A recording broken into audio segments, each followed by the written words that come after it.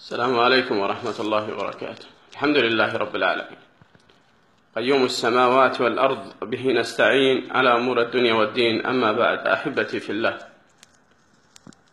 من الغرابة والعجب الشديد أننا نرى أناسا ينشرون منشورات يكتب بدايتها: أقسم بالله العظيم إنني سأنشر هذه المنشورة، ثم يكتب الكلمات التي يريدها ويقول في آخر المنشور: ترى الحين أنت حلفت، عليك تنشرها. لا حول ولا قوة إلا بالله العلي العظيم. أتريدون أن تغصبون الناس على نشر الخير؟ فقد أخطأتم بهذه المنشورات. أنا إذا قرأتها سوف أطنشها، لن أنشرها، ولن تجبرني أنت ولن تغصبني أنت على نشرها. فما هذه الابتداعات الخبيثة التي ابتدعتموها في المنشورات الدينية؟ الدعوة إلى الله ليست كذلك.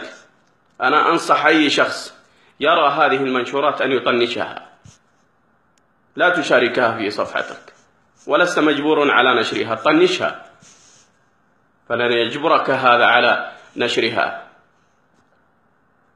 وهناك من يقول فلان بن فلان رأى في المنام النبي صلى الله عليه وسلم ومدري إيش، وفلان ارتقى من جندي إلى ضابط وإلى عقيد، وفلان كان مدري إيش وطيار، حركات وحاجات، يعني صراحة خرافات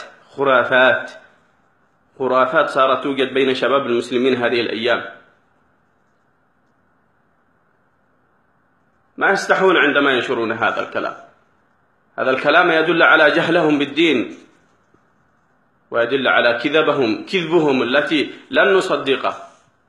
فعلى العموم أحبتي في الله، من رأى هذه المنشورات التي يقول فيها أقسم بالله بأنني سأنشر هذا وكذا، طنشها يا أخي، طنشها، لا تصدقه ولا تعيره اهتمام. ومن قال لك فلان رأى في المنام النبي صلى الله عليه وسلم وهذا رقم جواله وهذا كذا وهذا كذا، هذه خرافات لا تصدقها.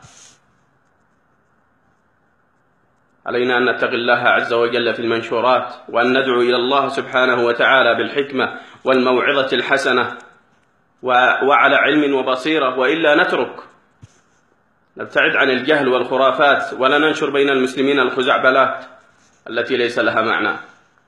على العموم، تحياتي لكم من أعماق قلبي، والسلام عليكم ورحمة الله وبركاته.